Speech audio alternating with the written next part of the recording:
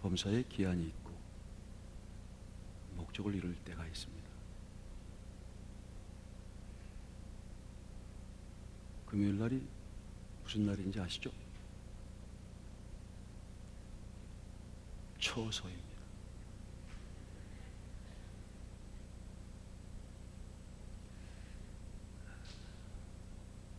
아침과 저녁의 공기가 확연히 달라졌습니다. 범사에 기한이 있는 것이죠. 하늘의 만물도 자연의 수리를 따라서 정확히 하늘의 질서를 쫓아 순행하며 그 절기를, 그 때를 정확히 지킵니다. 하나님의 나라도 마찬가지일 것입니다. 너희가 초선을 보면서 이제 가을이 왔구나, 그렇게 가을 준비를 하면서 하나님 나라가 그렇게 호련히 다가오고 있다는 사실을 어찌 깨닫지 못하나. 저녁 붉은 노을을 보면 내일 날씨가 별로 좋지 않겠구나 하는 것을 알면서, 무화과 나무가 연해지면 이제 여름이 가까이 오고 계절이 바뀐다는 사실을 그렇게 절실하게 분명하게 알면서 하나님 나라의 계절이 바뀌는, 하나님 나라가 무르익는 그 사실은 어찌 그렇게 더디단 말이냐. 늘 예배 시간에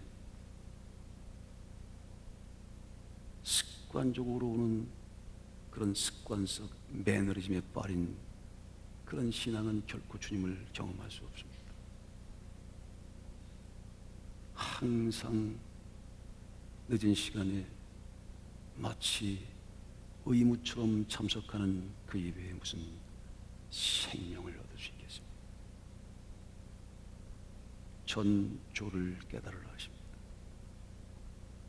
범사에 때와 기한이 있는 것입니다.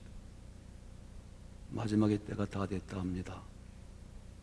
추수의 때 여러분 주님을 만날, 주님의 얼굴을 뵐 준비를 하고 있나요? 구주를 생각만 해도 이렇게 좋거든요. 주를 만날 때에 얼마나 기쁠까. 또한 주를 만날 땐 여러분 주님께서 나눠주신 달란트를 계산하는 것도 생각하셔야 할 것입니다. 구주를 생각만 해도 이렇게 좋거든. 주 얼굴 뵐 때야 그 얼마나 좋으랴. 존귀하신 주의 사랑 받은 자만 알도다. 그 십자가의 사랑 놀랍고 위대하게 받은 사람으로서 주님을 만나 뵐 때에 주님을 무엇으로 만나 뵐 수 있을까? 옛날 맷돌, 신발을 딛고 올라가는 맷돌, 그게 젖으면, 습기가 차면 비가 온다죠. 그것을 전조라고 합니다. 어떤 일이 있기 전에 반드시 생겨나는 그 이전의 현상. 우리는 1대 29대 300의 하일리의 법칙을 배웠습니다. 큰 사고가 생기기 전에 29번에 조금 덜 큰 사고, 300번의 미세한 사고 생기는 거죠. 전조가 있는 거예요. 하나님 나라에 전조가 있는 겁니다. 그런 재앙의 전조도 있지만 또 영광의 전조도 있는 것이죠. 영적 부흥 대각성회를 한다. 그런 것을 여러분들은 깨어있는 자는 또 하나의 주님이 다가오시는 영광의 전조로 깨달아야 할 것입니다.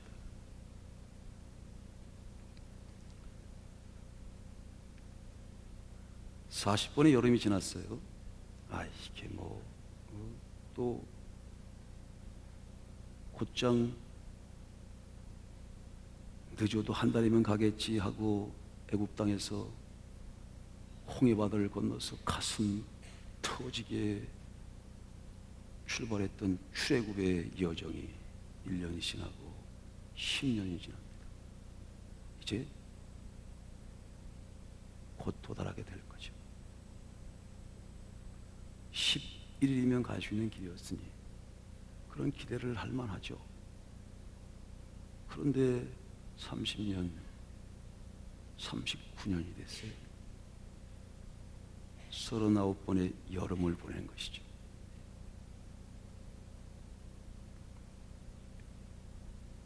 시작했으면 반드시 마침이 있습니다.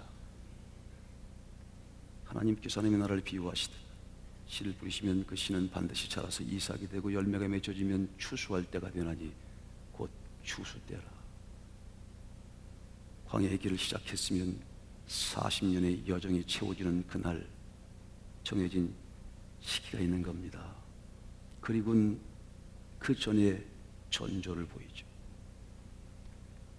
이제 모세가 약속하신 그 약속의 땅을 눈앞에 두고 요단강을 건넜습니다. 언약궤를 앞에 세우고 그러니 또 한 번의 홍해의 기적이 생겼죠.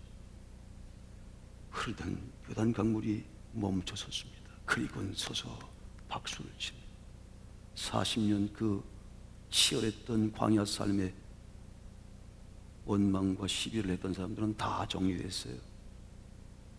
원망하다가 하루에 23,000명씩 다 불구덩이에 들어가고 얀네와 얀브레도 아론과 미리암까지 다 정리가 됐습니다. 그리고는 여호수아가 이제 마지막 40번째의 여름을 끝내고 큰 성 앞에 섭니다. 한 번도 점령된 적이 없는 여리고성에 사는 거죠. 거기까지도 참 수없이 많은 과정을 겪으면서 왔습니다. 그 한 번도 점령된 적이 없던 난공불락의 여리고성은 어찌 보면 그것은 한편으로 보면 재앙의 전조요. 믿음의 눈으로 보면 그 너머에 약속의 땅이 있으니 그것은 영광의 전조일 것입니다. 돌아갈 수도 없어요. 돌아가면 돌 맞습니다. 앞에선 리더는 항상 그런 어려움이 있죠. 이 과천도 참 어려운, 이 대한민국 참 어려운 영적인 정치, 경제, 사회, 문화의 소용돌이 속에 있는 것 같습니다. 그 광야의 기간이야 말할 수가 있겠어요? 영적 광야의 길, 출세상하여서 출애굽의 한 모형으로 우리가 약속의 땅을 향하가는 그 삶의 여정은 어찌 보면 광야를 지나서 끊임없이 전조를 바라보면서 그 장애물을 극복해가는 바로 그런 여정인 듯 싶습니다. 마지막 관문이 남아있는 거죠. 우유곡절 그때 한번 참 정말 감사하게 며칠 동안에 이스라엘 성지 여행을 가는데 여리고성을 꼭 가보고 싶었어요. 근데 보니까 정말 엄청나더라고요. 그 성. 이게 사람, 그 당시로 말하면 지금은 3,500년 전인데요. 이게 어떻게 그 당시에 이런 건축물이 있을 수가 있습니까? 그 성의 높이, 그 성의 넓이, 지금 화성이 있는 수원 화성 같은 것들은 비교가 안 되는 거예요. 3,500년 전에 지은 그런 성인데 오죽하면 단 한 번도 무너지지가 않았을 거예요.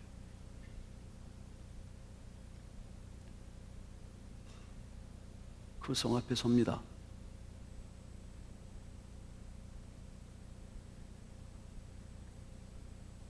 당연히 기도할 수밖에 없죠. 돌아갈 수도 없지.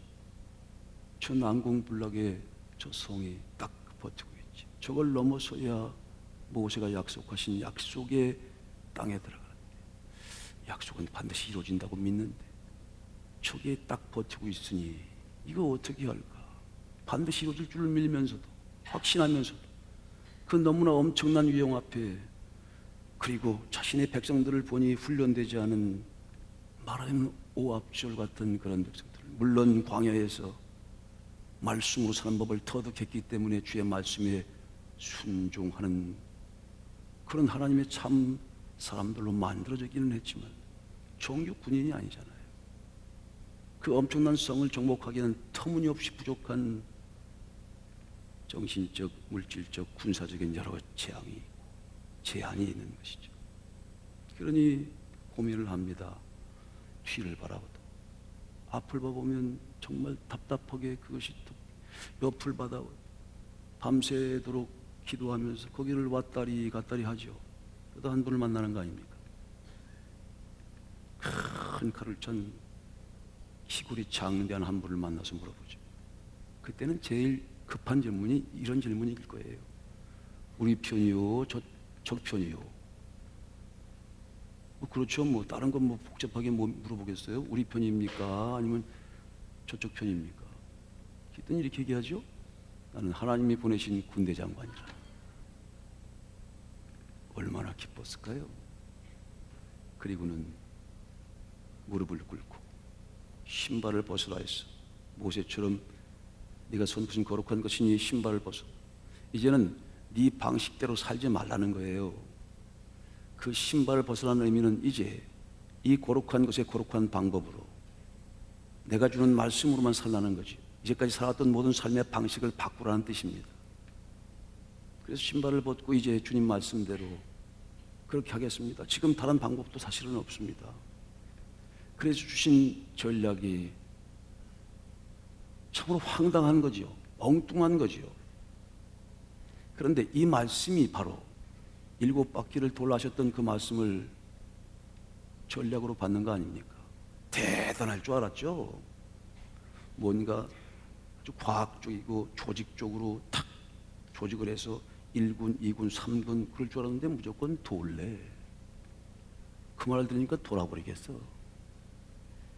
돌라니까 돌아버리는 거예요. 여러분, 이 점에서 우린 멈춰서서 하나님 언어의 특징을 한번 생각을 해봐야 합니다. 이 과천소망교는 좀 수준이 있거든요. 그리스도와 함께 진리의 성령 우리를 가르치시기 때문에. 플라톤이 철학적인 지식을 가지고 있는 위대한 철학자였죠. 플라톤과 노자, 공자, 추계 시대에 예수님 오시기 500년 전쯤에 있던 인류 역사 정신의 기초를 놓았던 위대한 분들입니다. 그 플라톤이 이런 고백을 했어요. 제가 3가지를 감사합니다. 나는 일생에 너무 감사한 게 3가지다. 첫 번째는 짐승으로 태어나지 않고 사람으로 태어난 것. 두 번째는 그 아테나라는 도시국가에서 태어난 것이죠. 그리고 그 시대에 태어난 것이다. 그리고 세 번째 가장 중요한 세 번째 감사의 제목은 그의 위대한 스승 소크라테스를 만난 것이다. 그를 듣기만 했어. 그런데 그를 만나서 그의 말씀을 듣고 그의 가르침을 받고 그의 제자가 됐어. 그것이 가장 감사한 일이다. 여러분, 우리는 어떻습니까? 우린 지금 헬조선 이렇게 얘기하는 분도 있죠. 너무 힘들다고 해요. 그렇지만 우린 위대한 보혜사, 위대한 스승인 그리스도를 만났습니다. 또 다른 보혜사 진리의 성령을 만났죠. 이거 가장 위대한 감사의 조건이죠. 주님의 것, 하나님의 것을 다 가지고 오신 그리스도가 보내시는 성령께서 하나님의 것을 다 가지고 오셔서 우리에게 그것을 나눠주시는 것이니까. 그리고 내가 네 안에, 네가 내 안에 있다 말씀하시는 거죠. 보이는 것과 보이지 않는 것은 하나라는 의미예요. 이 놀라운 축복을 베푸시고 우리를 끊임없이 손바닥에 새기는 것처럼 새기시며 인도해 가시니 얼마나 감사한 일입니까?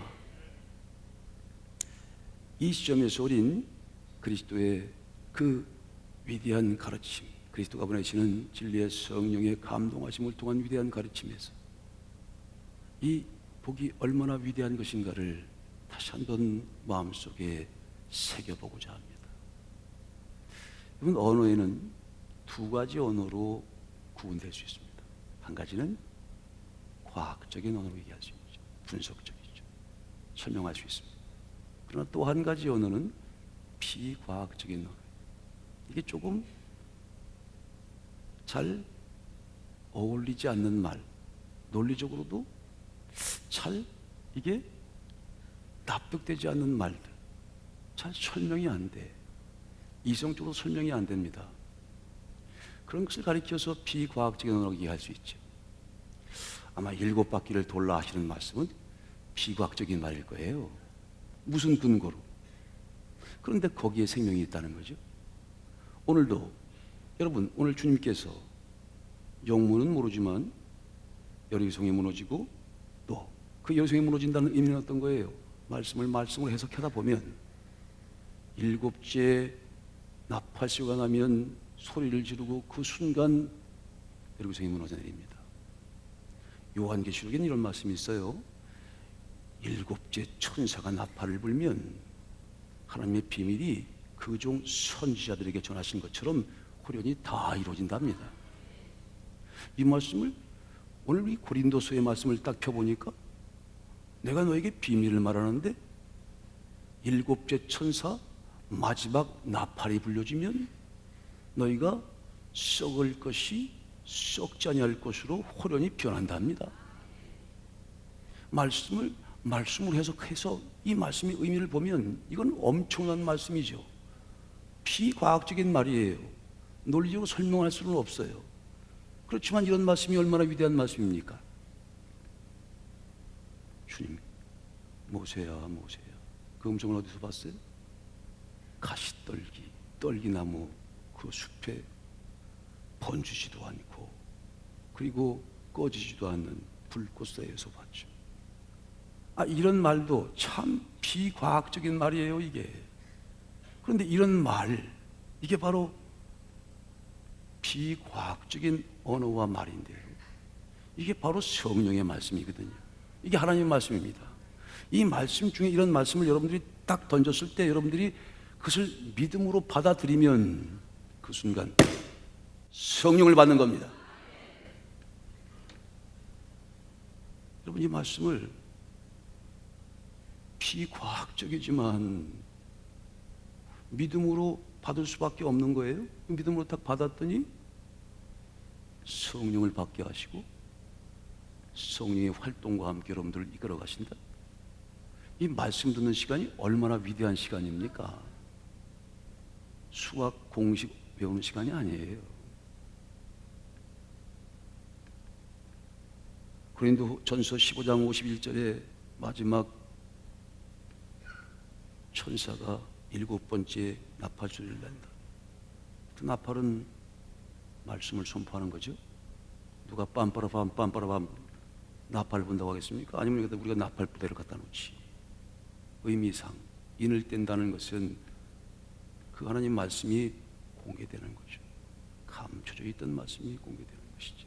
그 띄어진 그 말씀, 유대지파의 사자 그리스도의 후손 다윗의 우리가 이겼으니 그 말씀을 주께서 띄어서 나팔 분다는 것은 전한다는 거예요. 선포한다는 겁니다. 전도하고 설교한다는 거죠. 그 말씀이 도무지 믿지 못할 아주 비과학적인 그런 표현이에요. 그런데 그 말씀을 믿음으로 받아들이는 순간 그런 성령을 받게 되고 그 말씀은 대접의 말씀으로 이루어진다는 거예요. 이루어진다는 것이. 이게 약속의 말씀으로 온통 각인되어 있는 가장 생명된 그 어떤 고전하고도 비교할 수 없는 그 어떤 베스트셀러와 그 어떤 스테디셀러하고도 비교할 수 없는 하나님의 성경의 말씀에 또 하나는 신비한 마력이 아닙니까? 그 말씀을 받는 순간 우리는 그 진리가 우리를 자유롭게 할 것입니다. 단순히 여리고성이 무너지는 그런 것으로만 우린 단편적으로 이해하지 않아요.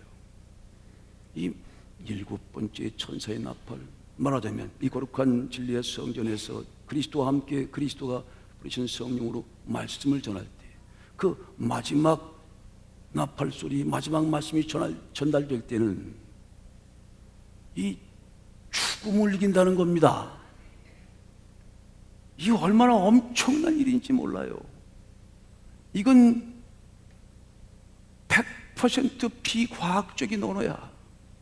이것을 받아들이는 순간 그는 놀라운 역사를 경험하게 됩니다. 아니면 다 나가죠. 이게 이해할 수 없는 말을 한다 이거야. 그래서 나갈 사람들은 다 나간 거예요. 그런데 이게 비과학적인 논의 생명이 있는 거거든. 대표적인 게 예수님께서 빌라도 앞에 딱 섭니다. 십자가를 지시기 위해서 서는 거죠. 그때 신문을 하는데 죄는 없으니까 이렇게 물어보죠. 마가복음, 마태복음에 있는 말씀이에요. 저는 말씀으로만 말씀드립니다. 제 개인의 사견을 말씀드리면 안 되죠. 나쁜 놈이죠. 그러니 하나님 말씀으로만 전달하는 겁니다. 그러기에 간절하게 진리의 성령이 감동하시기를 소망하는 거죠. 그때 이렇게 물어봅니다. 빌라도가 허리에 손을 탁 얹고 여기에 그 집정관의 그 왕권 같은 그런 강력한 권력의 상징 칼을 차고 이렇게 물어봅니다. 나사렛 예수여, 자칭 유대인의 왕이요, 진리가 무엇이니? What is the truth? 진리가 무엇이니? 이렇게 물어보니까 예수님께서는 고개를 돌립니다. 대답을 안 해요. 또 묻습니다. 예수여, 진리가 무엇이냐? 너는 진리는 무엇이라고 생각하느냐? 진리를 말하라. 그러니 돌아섰던 이 얼굴을 돌리면서 그게 하늘에 계신 내 아버지의 뜻이죠. 진리는 아버지의 뜻이고 하나님 말씀이니까. 생명을 살리는 위대한 생명의 원천이죠. 그러나 이것을 설명할 수는 없습니다. 비과학적인 언어란 말이에요. 이 빌라도는 어떤 개념을 가지고 있었느냐? 빌라도가 있던 시대는 로마 시대입니다. 이스라엘 백성들이 포로로 잡혀간 후 400년 동안 말씀이 없었어요. 그 400년, BC 400년, 그 당시는 플라톤의 철학이 그 유럽 사회를 전부 뒤덮은 때입니다. 말하자면 그리스 로마, 그레코 로마 시대란 말이에요. 추계 시대에 참 묘하죠. 그 추계 시대, BC 한 5세기 정에 인류 정신의 기초가 다 낮았어요. 서양 사상의 기초는 플라톤이 놓았습니다. 그리스 철학이죠. 지금도 화이트헤드라고 하는 유명한 현대 철학가의 대가가 있어요. 이렇게 얘기합니다. 서양 철학, 아니 철학의 모든 철학은 플라톤으로부터 말미암았다. 플라톤의 훗노트다. 훗노트라는 걸 아시나? 안다고 그래요. 다들 우리 수준 있는 걸로 알고 있는 각주란 말이에요. 각주. 그러니까 플라톤의 철학을 해석한 거에 불과하다는 거지. 그걸 넘어설 수가 없는 거니까. 모든 철학은 플라톤의 주석이다 이거야. 그건 서양 사상을 얘기하는 거고요. 동양 사상은 두말할 것도 없이 여러분들은 공자로 알고 있죠? 공자보다 20년 선배가 노자예요. 그게 바로 춘추 전국시대 중국의 그 사상을 통일했던 바로 그 시대. 공자보다 한 20년 선배가 노자인데 성경 말고 전 세계에 가장 많이 번역된 게 도덕경입니다. 노자가 도가도, 비상도, 명가명, 비상명, 도가도, 비상명. 도를 도라고 말하면 도가 아니래. 이게 조금 이름으로 부를 때에 더 이상 이름이 아니래. 이게 조금 비과학적인 언어의 색깔이 조금 나죠? 그렇다고. 우리는 지금 동양 사상, 그러니까 동양 사상의 시조가 사실은 노자래요. 노자.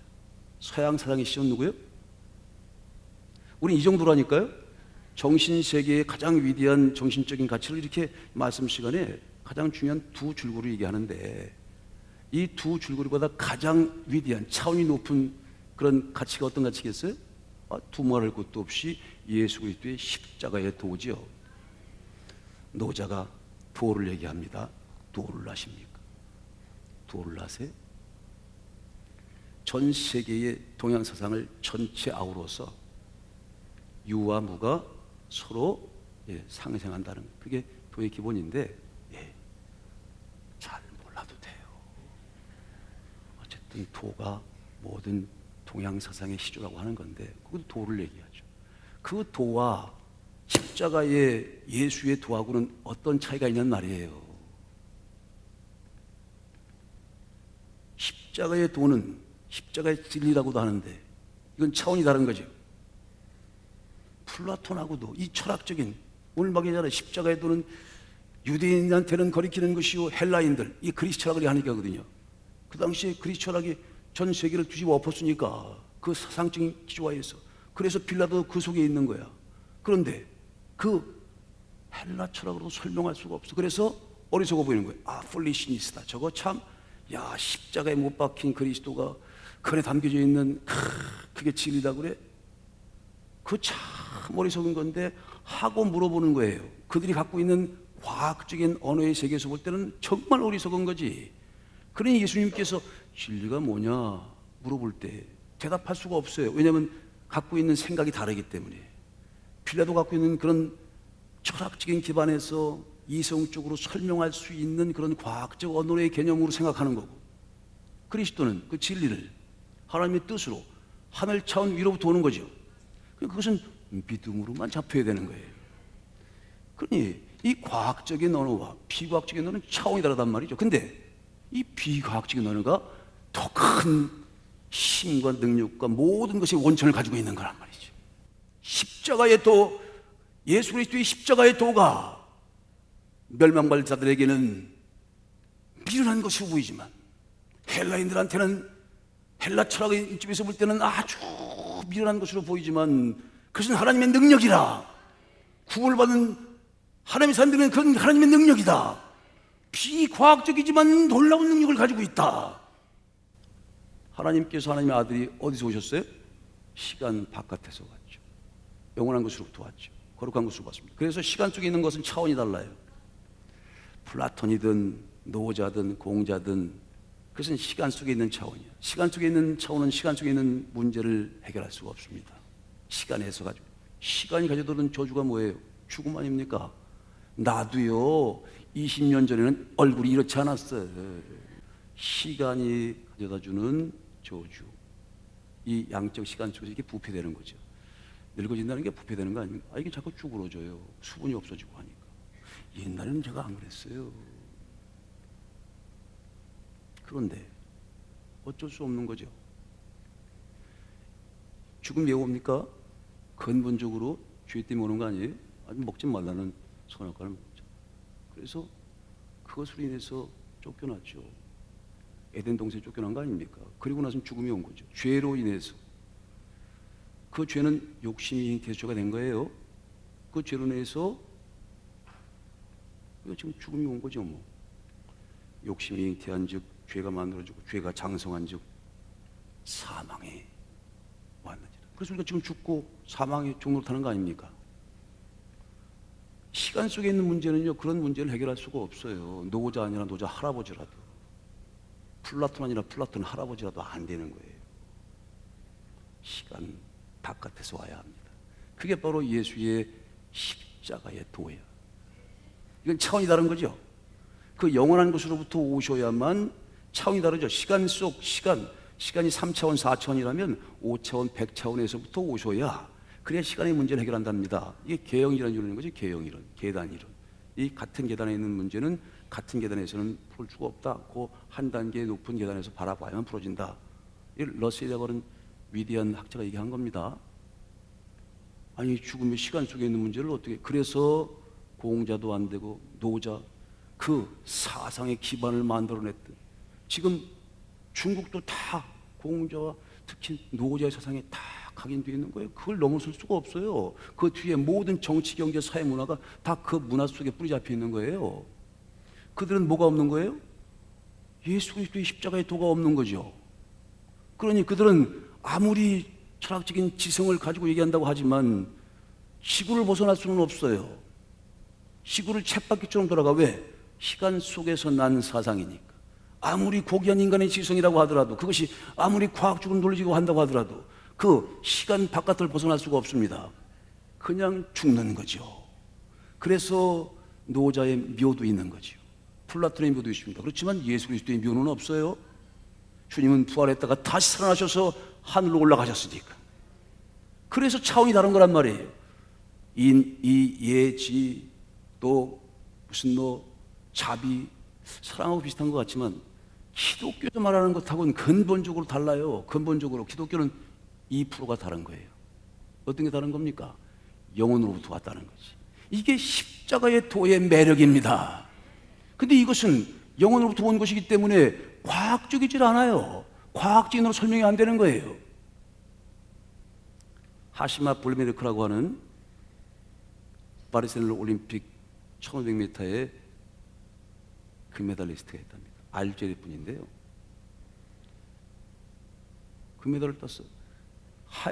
황영조 씨가 마라톤으로 금메달 딴 데 있죠. 내가 그때 봤는데 진짜 가슴 뛰게 봤어요. 몬주익에서 막 뛰는. 내가 일어나가지고 30km쯤에서는 가슴이 터질 것 같더라고. 야, 그건 매력적이돼요. 그래서 그 최초로 금메달 땄잖아요. 그렇죠? 그렇다 그래 봐요. 얼마나 진짜 그때.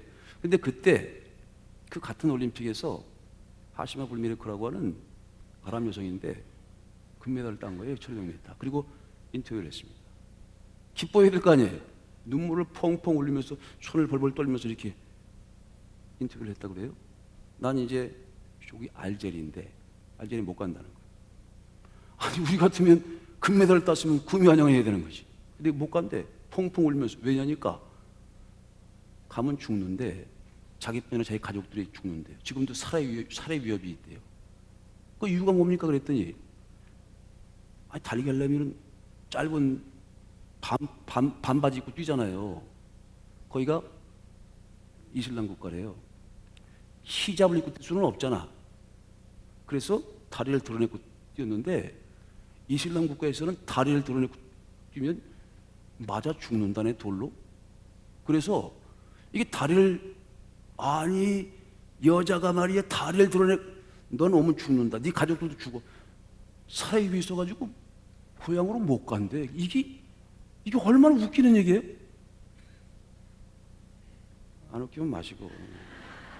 우리는 모르지. 얼마나 인색하고 지금 저급하지 않습니까? 다리, 우리가 생각할 때 다리 드러내고 뛰시면 얼마나 또 감사하겠어요, 그렇죠? 아니 그 다리를 드러내고 뛰었다고. 그것도 1500m 최초로, 알제리 최초로. 그 아랍 것은 최초로 나온 거죠. 최초의 금메달리스트가 됐어요. 그러면 박수 치고 국위를 선양했다고. 아니 보상금을 줄 몽정, 못 줄 망정. 오면 잡아 죽인다니. 너만 죽이는 게 아니라 네 가족들을 다 잡아 죽인다니까. 자기는 못 간대. 그리고 망명을 해버렸어요. 그래서 인권운동가로 지금 활동하고 있어요. 제가 지켜야 되는 거. 참 우스운 거지. 다리를 드러내고 하면 안 된다는 그런 거기에 규정이 있는 거예요. 그래서 내가 지켜야 되는 것과 믿어야 되는 것. 다른 말로 표현하면 그 믿음 속에는 사실은 과학적으로 설명할 수 없는 비과학적인 언어가 있는 거죠. 그렇죠? 설명할 수가 없어. 그렇지만 그 믿음으로 내가 이 믿는 것을 지킬 것이냐, 아니면 말 그대로 딱 지켜야 되는 거는 딱딱 나오는 거잖아요. 구분 딱 되고. 그래서 이 거 내 거, 네 편 내 편. 그래서 이건 지켜야 되는 거. 이걸 지키지 않는 제도야. 그래서 안 지키면 배제가 되고 억압돼. 그 죽어. 그런 것 사이에서 고민을 한 거죠. 말하자면 과학적인 언어와 비과학적인 언어의 세계에서 고민했다는 거예요. 이를테면 그 믿음의 세계라고 하는 거, 또 사랑이라고 하는 거, 진리라고 하는 거, 이런 거는 과학적으로 설명할 수가 없다니까요. 이건 논리 체계를 가지고 있지 않아. 여러분 나를 믿습니까? 주님을 믿어야지. 나를 믿어. 저를 사랑합니까? 주님을 사랑해요. 그런데 어느 정도 사랑해요? 그러니까 그게 얼만데? 그게 얼만데? 이거 증명이 안 됩니다. 이거 설명 안 되는 거예요. 그런데 진리나 믿음이나 이를테면 천국 가봤어요? 영생 있습니까? 예. 그럼 믿다고만 얘기하는 거지 뭐. 진리가 뭐냐? 그렇게 생각하는 나름대로 철학적인 책에서의 진리 그런 거 말고 진리가 뭐냐? 그거 대답할 수가 없어. 대답해봐야 받아들이지도 않아. 세계가 다르니까. 그리스도의 그 영혼과 그 놀라운 거룩한 차원에서의, 그래서 거기서만 죽음의 문제, 이 세상에 있는 모든 문제를 극복할 수 있는 겁니다. 여러분, 어려운 문제들 많죠? 그러나 하늘에는 언제나 희망이 있습니다. 그리스도 안에 방법이 있는 거예요. 그래서 예수님께서 길과 진리와 방법이라고 하는 거거든. 그게 생명이라고 하는 것은, 나는 길이요 진리요 생명이다. 그 길이라고 하는 게 뭐예요? 그게 도야, 도. 그게 방법입니다. 그런데 노자의 도에는 한계가 있단 말이에요. 과학적으로는 대단한 것, 자연의 형식 논리를 가지고 와서 대단한 것, 공자의 도, 플라톤의 도에는 대단한 이론적인 체계를 가지고 있고 과학적으로 똑 부러지지만 그 한계를 가지고 있단 말이에요. 그러나 예수 그리스도의 십자가의 도와 이 그리스도의 십자가와 이 약속의 도는, 이게 도대체 말이죠, 이게 증명할 수도 없고 이게 참 막연해. 이를테면 오늘 7바퀴를 돌라는 거예요. 여러분, 우리 지금 그런 훈련을 받는 겁니다. 이 과천소망교회에서 광야 40년 동안요, 딱 한 가지 훈련을 받았어요. 믿을 수 없는 건데 믿는 거죠. 받아들일 수 없는 건데 받아들이는 거죠. 그래서 40년 동안 훈련을 잘 받은 사람들, 아까 말씀드렸잖아요. 얀네와 얀불에 불평하고 불만하고 했던 사람들은 2만 3천 명씩 다 죽어 넘어가고 다 없어졌어, 그런 사람들은. 그래서 뭔지도 모르는데 7바퀴 돌라니까 그냥 도는 거예요. 여러분, 우리에게도 그런 명령이 이제 주어질 겁니다. 내년 저희가 54주년이에요. 전조가 있단 말이에요. 영광의 전조. 아시면 영적 40주년을 맞이합니다. 끝이 있을까요?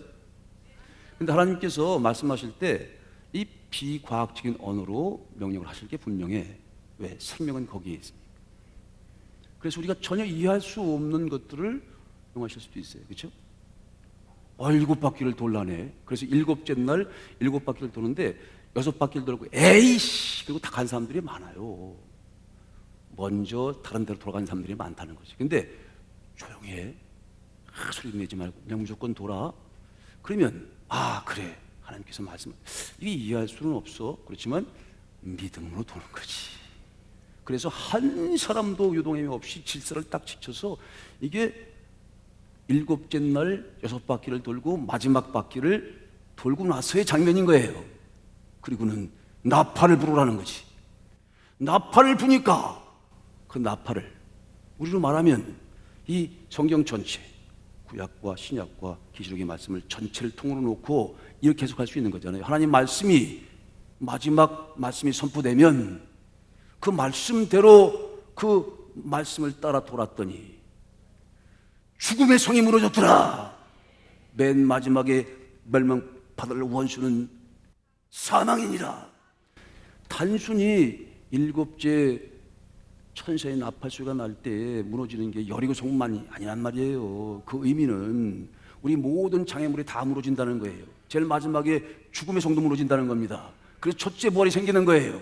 이게 약속의 역사입니다. 그래서 그 죽음이 없어지는 그 세계가 무슨 세계냐? 남겨진 안식인 거예요.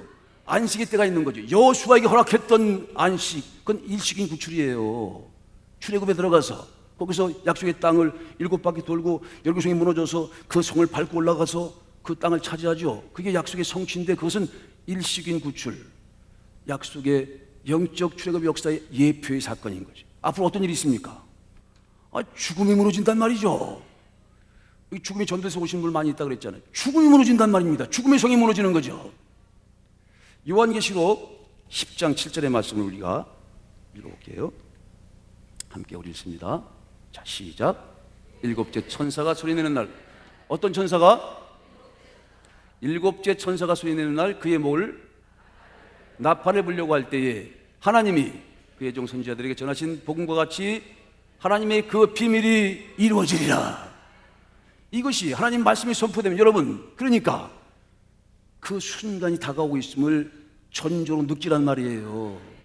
그 마지막에 변화가 생기면 미치도록 어린 양과 함께 아멘 할렐루야 새 노래를 부르는 순간이 온단 말입니다. 순식간에 홀연이 다 변화될 것이다.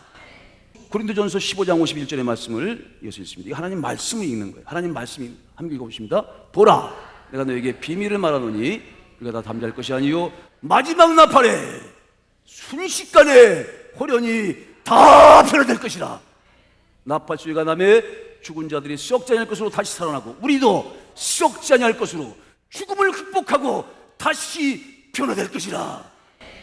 여러분, 이 마지막에 나팔 소리가 얼마나 큰 의미를 가지고 있는 걸까요?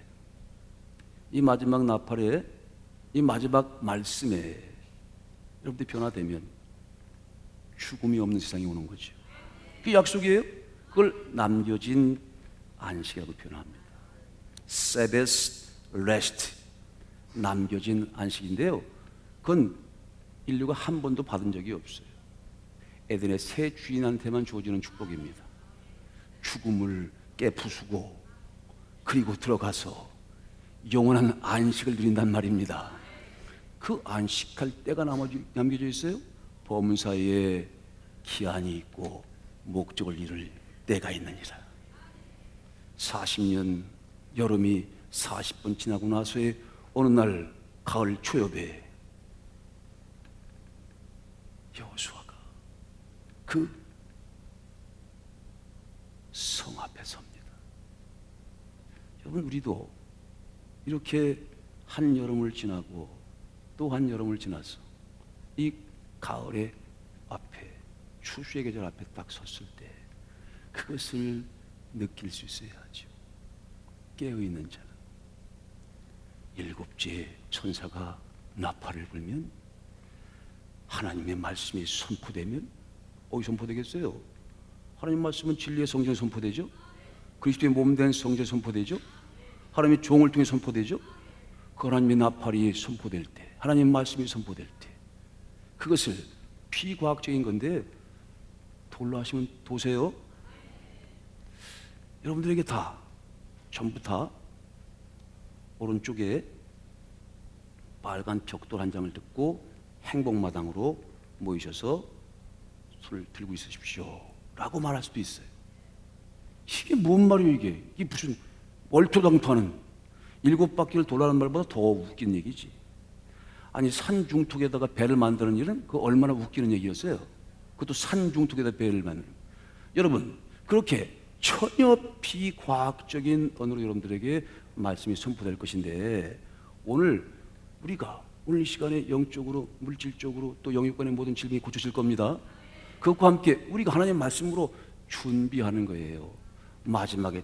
그래서 이 7바퀴를 돌라고 할 때 이스라엘 백성들을 40년 동안 훈련시킨 이유가 바로 그거라니까요. 오늘 여러분들에게 도무지 믿을 수 없는 것을 믿을 수 있게 하시는 것, 이 말씀 시간 또 하나의 목적입니다. 받아들일 수 없는 것을 받아들이죠. 그래서 머리에서 가슴으로 내려와야 돼. 항상 머리로 계산하는 사람은요, 언젠간 떠나게 돼요. 왜? 하나님 말씀은 비과학적인 말. 어머머머, 내가 이런 말을 했어. 어머, 미쳤나 봐. 이 말이 말이죠, 무의식 가운데 나옵니다. 어머머, 내가 이런 말을 했대. 어머머머. 1 플러스 1은 얼마예요? 이것도 모릅니까? 1 플러스 1은 얼마입니까? 그냥 생각하잖아. 이게 의식에서 나오는 거거든. 그렇죠? 근데 말은요, 의식에서만 나오는 게 아니라 무의식의 세계에서 나온다고. 어머머머머, 내가 이런 어떻게 했지? 어머머. 그게 성령의 음성일 수 있어. 오늘 저도 왜 이런 말을 하지? 이거 완전 비과학적인 언어인데 그게 성령의 언어일 수 있단 말이에요. 그 언어에, 그 말씀에 생명이 있는 겁니다. 우리 돌아갑시다. 7바퀴 돌라면 돕시다.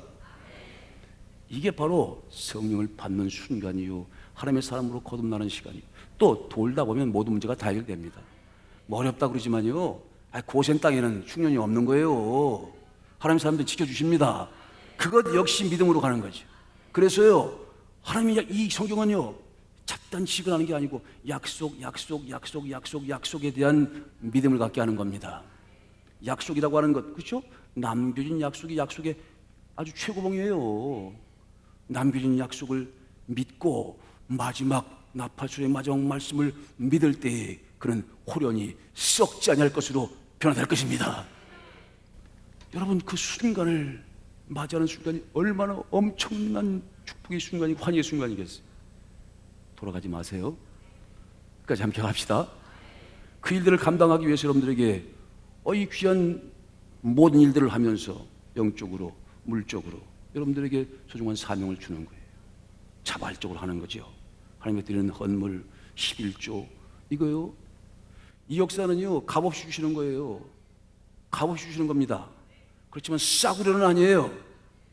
얼마나 위대한 역사인데. 그러니 우리는 감사함으로 해야 되는 거죠. 하나님, 이들에게 마지막 나팔소리, 마지막 말씀이 들려지게 하여 주옵소서. 그 말씀이 들려지거든 그 말씀을 따라서 움직일 수 있도록 하여 주옵소서. 죽음을 멸하는 여리고 성이 무너지듯 죽음의 성이 멸해지고 하나님의 새로운 세계로 들어가는 놀라운 축복을 사랑하는 모든 가족들과 함께 누리게 되시기를 축복합니다. 우리 하나님의 나팔소리 한번 부릅니다. 180장입니다. 하나님의 나팔소리 천지진동할 때 예수 영광 중에 구름 타시고 천사들을 세계 만국 모든 곳에 보내어 구원받은 성도들을 모으리. 나팔 불 때 나의 이름, 나팔 불 때 나의 이름은, 나팔 불 때 우리 모두의 이름 불러지기를 축복합니다. 오늘 현재적인 변화를 경험하는 사람들이 마지막 변화를 경험한대요. 마지막 말씀을 들을 때 우리가 호련히 변화되는 그 변화를 마지막 변화라고 하죠. 그건 아무나 그 변화를 경험하는 게 아니에요. 내가 그때가 되면 한다? 당신 마음 되는 게 아니야. 오늘 이때에 동참해서 마중물과 마중불의 사명을 감당하는 거지. 영적으로 물질적인 것들을 극한 가난 속에서도 주 앞에 드리면서 감당하면서 적지만 현지적으로 조금씩 변화되는 그 사람들이 마지막 변화를 경험하게 되는 거죠. 지금 현적인 변화를 경험하지 못하고 동참하지 않는 사람들이 그 소리를 들을 것 같아? 그냥 꽈과광 소리만 들리죠. 사도 바울이 지나갈 때 그냥 천둥 소리가 들렸나 봐. 사도 바울은 사울아 사울아 들었는데 그런 소리를 주의 말씀을 듣게 되시길 축복합니다. 그 순간이 약속되어 있습니다. 그것이 남겨진 약속이에요. 그것이 남겨진 안식입니다. 여호수아에게 허락하지 않았던 것 이제 우리들에게 주어질 것, 그 영원한 축복을 함께 누리시길 축복합니다.